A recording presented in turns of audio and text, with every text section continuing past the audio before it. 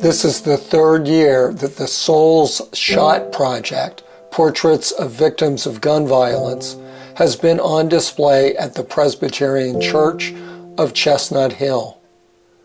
Laura Madeline, the project's curator and director, wrote, "The artists participating in this project were randomly paired with the families and friends of victims, or in some cases, artists already had personal connections with victims. The artists set out to illuminate the lives of these victims. The varied approaches and mediums used by the artists is a fitting testament to the unique qualities of each of the souls portrayed." All these artists are very talented, but this year one happens to be among America's finest portrait painters. Garth Herrick has painted many important people, including the official City Hall portraits of Mayors John Street and Ed Rendell. But I find his painting of William Bethel IV to be particularly moving. He used a still photo plus YouTube videos to capture this young man. As I watched one of the videos, Bill smiled. Seeing his braces broke my heart. Our children are dying again and again because of the insanity of American gun culture. Hi. Hello, how are you? Hi, this is William. Oh, hi, yes. Glad to be here. Yeah. I hope it is good enough for you. Yeah. What was your son like? Perfect, yeah. yeah. No words for it. Good, very good kid. Very smart. Athletics. Yeah. How old was he when he... 16. How did it happen, or what? He was shot in the back. I was never able to make sense of this at all. We still can't. Yeah.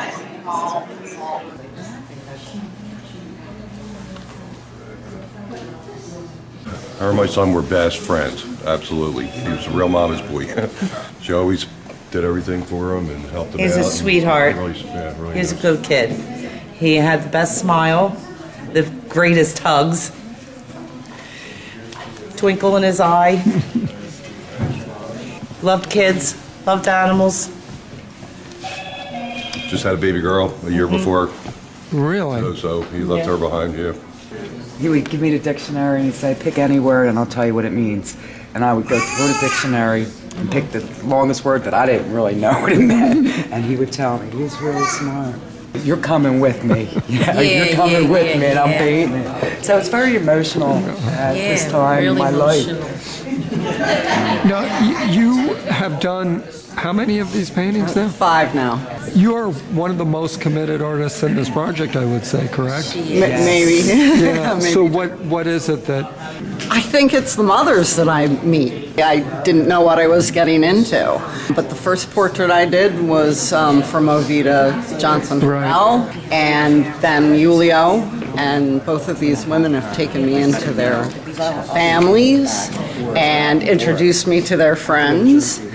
So Angie is yet another friend of Julio's, and I did a portrait for her this time as well. And it's still hard. Yes, 3 years now, and it happened down the street from my house.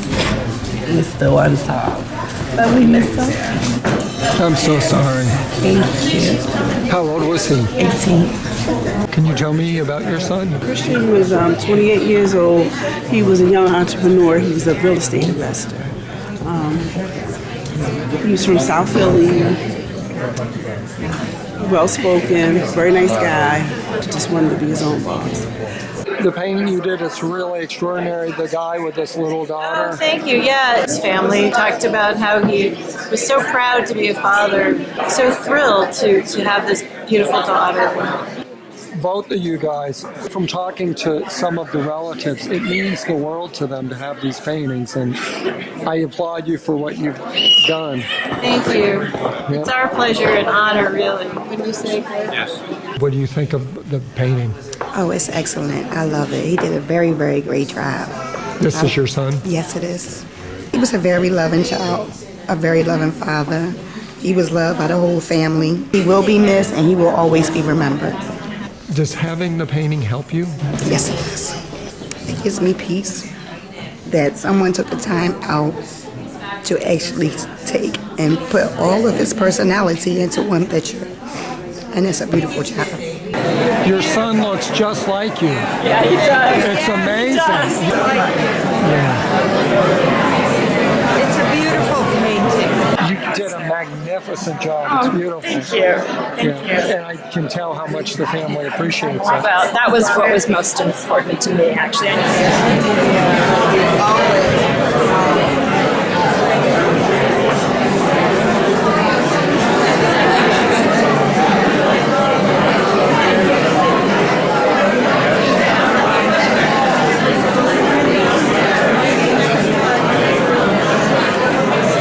He would walk into a room and you see a smile. He would light the room up. He was shot and killed a few doors from our home over nonsense, a cell phone that didn't belong to him or the son. Senseless killing, violence in Philadelphia over nothing. Good evening, everyone. My name is Dante Lee Johnson. I'm the co-founder of the Charles Foundation. I'm Movita's second born. I am a 29-year-old black man born and raised in the city of Philadelphia. I am a husband and I'm a father to a 7-year-old Gianna and my 2-year-old in the back making a noise. So, I am also an endangered species. I did not meet my grandfather. He was shot and killed when my mother was 8 years old. My only uncle, Charles Johnson, was killed when I was only a year old. Where I grew up in Philadelphia, gun violence was all around us. My friends carried guns, and I cannot begin to count the number of boys that I personally knew that were shot and affected by the gun violence.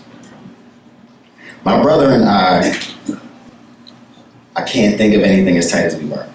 This was my best friend. We were 3 years apart, but we were inseparable. My brother Charles was named after my uncle. He was my mom's only brother, was also killed. Charles Andre Johnson was my brother and my best friend. We were attached at the hip since he was born. My mom moved us out of Philly to protect us. On January 12th, I got the call that my brother had been shot. I was in disbelief. He had just dropped me off to work, and I'm the one that called my mother to tell her that my brother had been shot. When my mom called me from the hospital to tell me that my brother did not make it out of surgery alive, I felt like my heart was ripped out of my chest.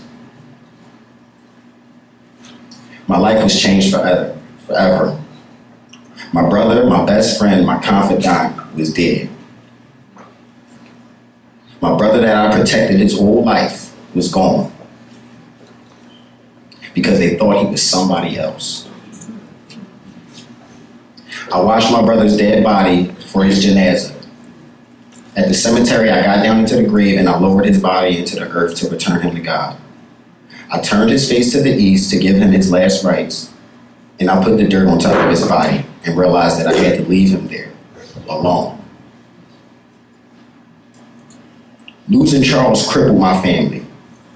His son Khalif was born 26 days after he died, and his son is now grieving.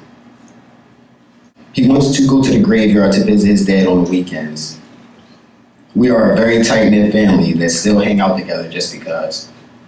We always gravitate to where my mom is because she is home, no matter where she's at.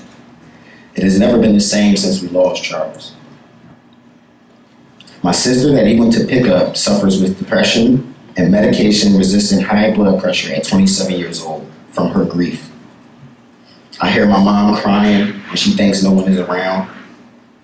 Sometimes she's crying so hard she can't breathe. We look at each other in pain. It's overwhelming. Even 8 years later, 2 years after we lost Charles, my cousin Stephen Kyrie Johnson was at a New Year's party trying to be a peacemaker between two boys that were arguing over a girl. The boy pulled a gun. He shot my cousin Kyrie in the chest. He would have graduated that May from the Temple Fox School of Business. Kyrie was 24 years old when he passed. He was the only child of his mother, my mom's first cousin. He liked the craziness of the 4 kids in my mom's household, so he literally grew up with us like another brother. The sad reality is that we are not unique.